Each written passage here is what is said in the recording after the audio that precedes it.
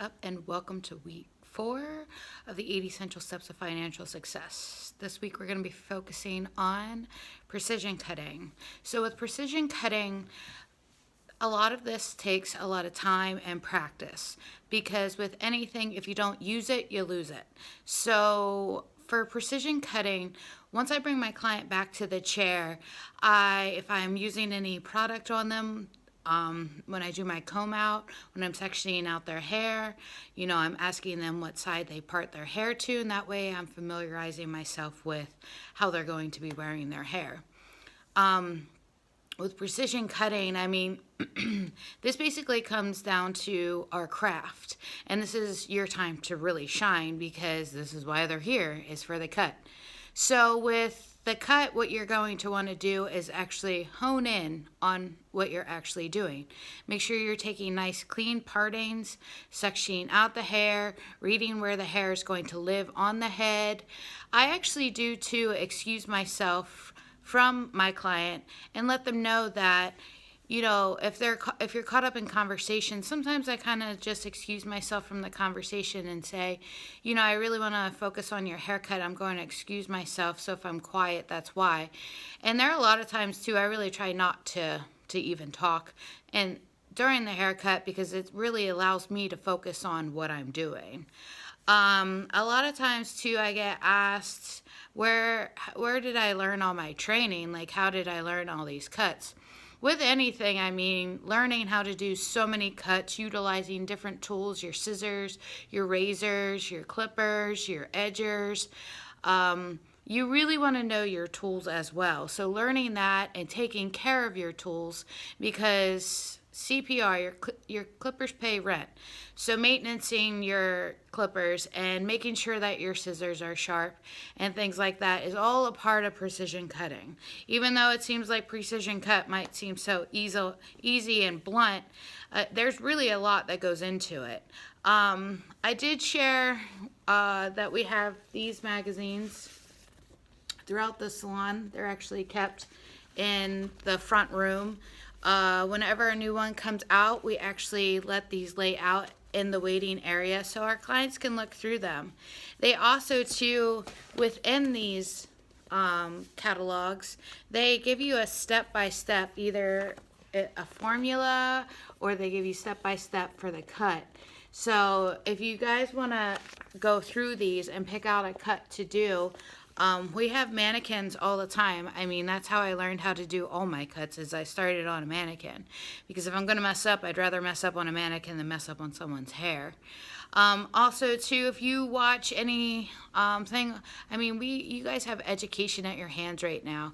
I didn't have that opportunity when I was first starting out. Instagram and Facebook just didn't exist. So going to trainings, even how we go to hair shows and stuff, this stuff is all crucial. I really truly believe that you get out of the industry of what you're putting into the industry. So if you're not taking time to practice your craft and to be better at your craft, you won't grow. So I always have mannequins here. I actually have tripods as well for you guys to be practicing on your downtime. And not only with precision cutting, but with your blowouts, finishing the hair, up styling, practice utilizing your hot tools. There's so many times that a new hot tool comes out, and I have some things in the back that I don't even use anymore. But at one point in time, they were such a tool for me to be able to use behind the chair, but I only got better at it because I practiced it. So with that, a lot of times precision cutting comes down to you, the stylist, to actually practice what you're doing. A lot of times watching videos too, it can be nice to watch them, but I don't feel like you get anything from it if you don't actually practice what you're watching. So we always have mannequins here. We keep them downstairs in storage, and taking one out and every once in a while just trying something new, using a new tool that you haven't used in a while. I always look at Pinterest. As much as I hate to say it, because we all know how we feel when someone hands us a picture from Pinterest, I feel that that's where our clients are gravitating towards right now, is the Pinterest, or to Google search, different styles. I always type in, fall trends or whatever season we may be in, just to see what they're going to look at. Also, too, when it comes to upstyling, I always type in, bridesmaids hair, because we know that that's what they're looking up to. And then that way I'm familiarizing myself with these techniques, and that I'm fully prepared for when someone hands me something, that I'm not kind of caught in the dark and trying to figure out how to execute this cut or how to execute this style. So a lot of it comes down to you guys working on your downtime with your precision cutting to better hone in on your skills. Also, too, if you have any questions ever about scissors, different ways to hold the hair when cutting, if you're trying to achieve a certain look or something, you know that John and I are always here. I mean, granted, we're busy when we're behind the chair, but we love for you guys to, come beside us and actually watch what we're doing, and being able to walk you through the cut that we're doing.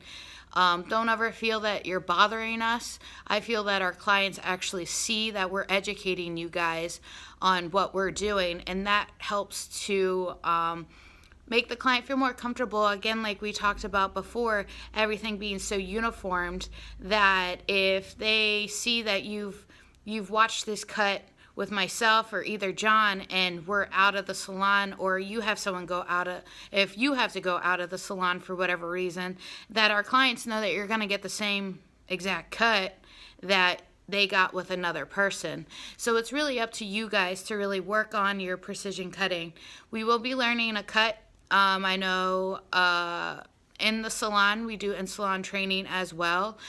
Art of Business also, too, offers classes, and they're located in Reading, Pennsylvania. So there's so many places that are kind of local to us that are a drive, but it's really worth the investment, because you'll get back what you're putting into working on your craft. So this week we're going to be learning a new cut, and we'll do that in the salon, and then we'll utilize those techniques.